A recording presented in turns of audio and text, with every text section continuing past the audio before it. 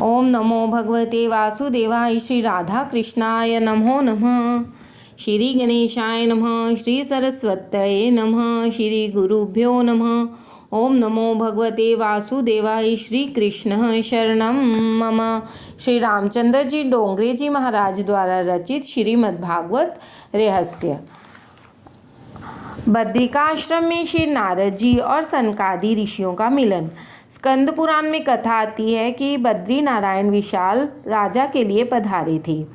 पुंडलीक के लिए विट्ठलनाथ आए थे। जिस भक्त के लिए भगवान आए वह धन्य है। बद्री नारायण जी तप ध्यान का आदर्श जगत को बताते हैं। वे कहते हैं कि मैं ईश्वर हूँ तो भी तप करता हूँ, ध्यान लगाता हूँ। तपश्चर्या के बिना शांति नहीं मिलती। जीव कठिन तपश्चर्या नहीं कर सकता। अतः श्री भगवान आदर्श बताते हैं। बालक जब दवाई नहीं खाता तो माता स्वयं उसे खाकर दिखाती है, जिससे बालक समझे कि दवाई भी एक खाने की वस्तु है। वैसे तो माता को दवाई खाने की कोई ज़रूरत नहीं है, परंतु बालक को समझाने के लिए वह भी खा लेती है। श्री बद्रीनारायण के मंदिर में लक्ष्मी जी की मूर्ति मंदिर के बाहर है। स्त्री और बालक का संग तपश्चर्या में विघ्न रूप है। इसमें स्त्री की कुछ निंदा नहीं है, परंतु काम की निंदा है। किसी को पत्नी और बालकों का त्याग नहीं करना है, इसलिए कहना पड़ता है कि पत्नी और बच्चों के साथ रहकर घर में ही भगवान का भजन करो। इसी तरह तपस्विनी स्त्री के लिए पुरुष का संग त्याज्य है। विशालपुरी में जहाँ सनत कुमार विराजते थे, वहाँ एक दिन नारद जी घूमते हुए गए। वहाँ सनकादि ऋषियों के साथ नारद जी का मिलन हुआ। नारद जी का मुख उदास देखकर सनकादि ने उनसे उदासीनता का कारण पूछा कि आप चिंता में क्यों हैं। आप हरिदास हैं, श्री कृष्ण का दास, कभी होवे ना उदास। वैष्णव तो सदा प्रसन्न रहता है, तो चिंता न करें, वही तो वैष्णव है। वैष्णव तो प्रभु का चिंतन करता है, फिर भी आप प्रसन्न क्यों नहीं हैं। नारद जी ने कहा, मेरा देश दुखी है। सत्य तप दया दान रहे नहीं हैं। मनुष्य बोलता है कुछ, उसके मन में कुछ और ही होता है और करता भी कुछ और ही है। और कुछ क्या कहूँ, जीव केवल अपने अपने पेट भरने वाले और स्वार्थी हो गए हैं। समाज में किसी को भी सुख शांति रही नहीं है। मैंने अनेकों स्थानों पर परिभ्रमण किया है, फिर भी मुझे शांति नहीं मिली। आज मेरा सारा देश दुखी क्यों हो रहा है। नारद जी ने इसके कई कारण बताए हैं। धर्म और ईश्वर में जब तक आस्थावान नहीं बने, तब तक देश सुखी नहीं हो सकता। जिसके जीवन में धर्म का स्थान प्रधान नहीं है, उसे जीवन में कभी शांति नहीं मिलती। धर्म और ईश्वर को भूलने वाला मानव कभी सुखी नहीं होता। जगत में अब धर्म रहा ही कहाँ है। नारद जी ने यह दुख से कहा कि अब इस जगत में सत्य नहीं है। जगत में असत्य बहुत बढ़ गया है। असत्य के समान कोई पाप नहीं है। उपनिषदों में कहा है कि असत्यभाषी को न केवल पाप ही लगता है, अपितु उनके पुण्यों का भी क्षय होता है। यदि सच्चा आनंद पाने की इच्छा रखते हो तो सत्य निष्ठा रखो। असत्य बोलने वाला व्यक्ति न तो कभी सुखी हुआ है और न ही कभी होगा। मितभाषी बनोगे तो सत्यभाषी बन सकोगे। जगत में कहीं भी पवित्रता दिखाई नहीं देती। शरीर और वस्त्र जिस प्रकार साफ सुथरे रखते हैं, उसी प्रकार मन को भी पवित्र रखना चाहिए। मनुष्य कपड़ों को तो स्वच्छ रखता है, किंतु मन को स्वच्छ नहीं रखता है। मन को बिल्कुल पवित्र रखो, क्योंकि मन तो साथ साथ आएगा। जगत में कहीं भी नीति का दर्शन नहीं होता है। नीति और अनीति से बहुत कुछ धन संपत्ति जुटानी है और कुमार्ग में खर्च भी करनी है। कुटुंब सुख के उपरांत भी कोई सुख है या नहीं, इसका विचार भी मनुष्य करता नहीं है। वह तो यही सोचता है कि इस धन संपत्ति से मैं तो अपने कुटुंब को सुखी करूँगा। अपनी इंद्रियों का तो वह इतना दास बन जाता है कि उसे कोई पवित्र विचार आता ही नहीं है। शरीर और इंद्रियों के सुख में वह ऐसा फंसा है कि शांति से विचार भी नहीं कर सकता कि सच्चा और श्रेष्ठ आनंद कौन सा है और कैसे मिल सकता है। जीवन में जब तक कोई पवित्र लक्ष्य निश्चित नहीं होगा तब तक पाप रुकेंगे ही नहीं। जो लक्ष्य रखता है वही पाप से बच सकता है। मनुष्य को अपने जीवन में लक्ष्य मालूम नहीं है। वह मंदबुद्धि करने योग्य काम को करता ही नहीं है। जगत में अन्न विक्रय होने लगा है। जगत में पाप बहुत बढ़ गया है। इसी से धरती माता अन्न को अपने पेट में समेट लिया है। अन्न विक्रय पाप है। ज्ञान का भी विक्रय होने लगा है। ज्ञान का विक्रय मत करो। ब्राह्मण को चाहिए कि वह निष्काम भाव से जगत को ज्ञान का दान दे। अन्नदान से भी ज्ञान दान श्रेष्ठ है, कारण कि ज्ञान से सदा शांति मिलती है। जब से अन्न और ज्ञान का विक्रय होने लगा है तब से पवित्रता नष्ट हो गई है और पाप बढ़ गया है। मनुष्य की भावना जब से बिगड़ी है तब से विश्व में उसका जीवन भी विकृत हो गया है।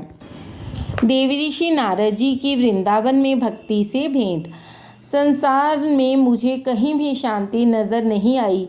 इसी कारण कलयुग में दोष देखता हुआ घूमता फिरता हुआ मैं वृंदावन आया। वहाँ एक कौतुक देखा। एक युवती को देखा। उसके पास 2 पुरुष मूर्छा में पड़े हुए थे। वह स्त्री चारों ओर देख रही थी। उस स्त्री ने मुझे बुलाया, अतः मैं उनके पास गया। साधु पुरुष किसी स्त्री के पास नहीं जाते हैं, अतः नारद जी बिना बुलाए उस स्त्री के पास नहीं गए। इस स्त्री ने मुझसे कहा, ठहरो, दूसरों के काम सिद्ध करोगे तो तुम साधु बनोगे। सुवर्ण से भी अधिक मूल्यवान समय को माने वह साधु है। जिसे समय की कोई कीमत नहीं है, वे अंतकाल में खूब पछताता है। किसी का एक क्षण भी नहीं बिगाड़ना चाहिए।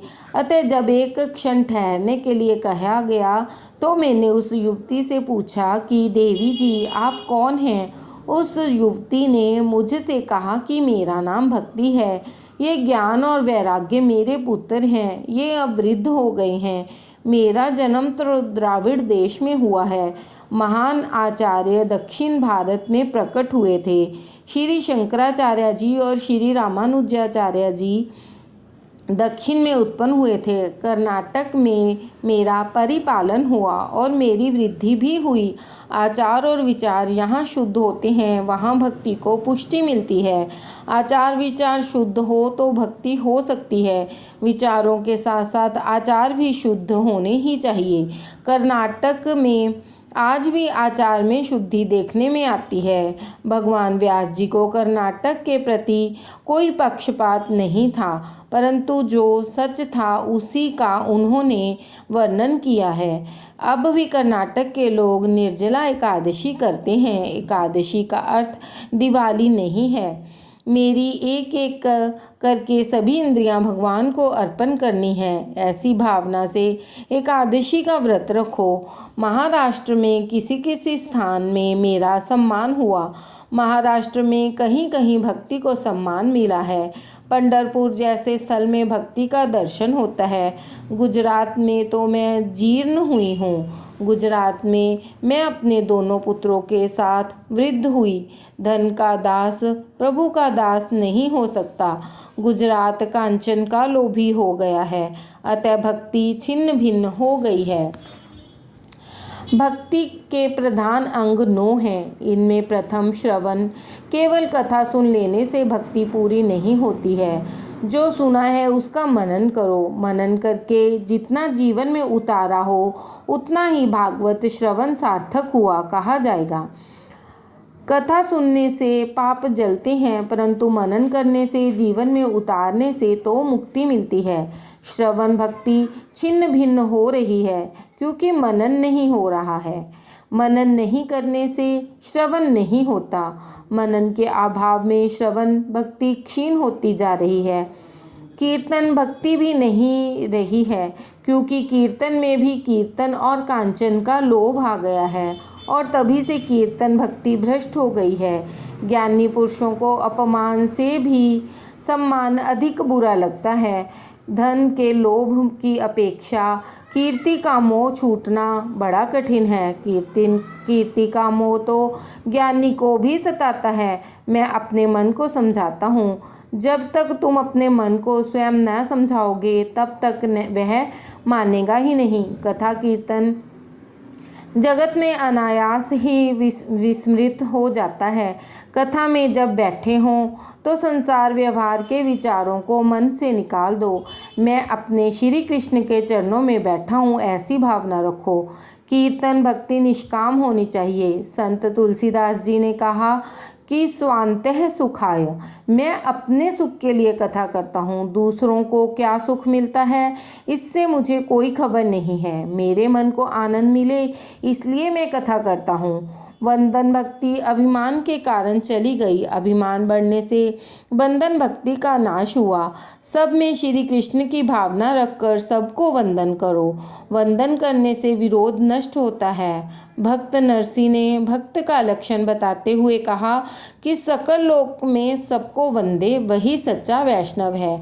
जो वंदन करता है वही वैष्णव है और जो वंदन कराना चाहता है वह वैष्णव नहीं है। मन के भीतर जब तक अहम भाव रहेगा तब तक भक्ति में वृद्धि नहीं होगी। आजकल तो लोग देह की बहुत पूजा करते हैं। ठाकुर जी की सेवा के लिए, पूजा के लिए अब उनको समय नहीं मिलता है। देह पूजा बड़ी है। देव पूजा लोगों ने भांति भांति के साबुन बनाए हैं। चाहे जितना साबुन मलो, किंतु देह का जो रंग है वही रहेगा। परमात्मा ने जो रंग दिया है वही सच्चा रंग है और वही ठीक भी है। मनुष्य बहुत विलासी हो गया है।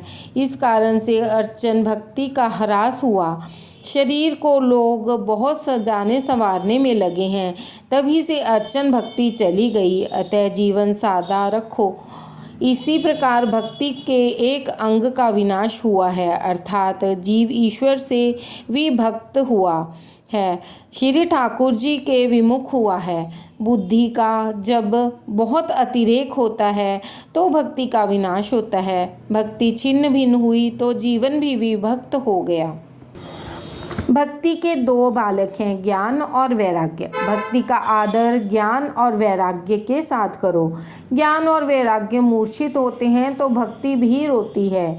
कलयुग में ज्ञान और वैराग्य क्षीण होते हैं, बढ़ते नहीं।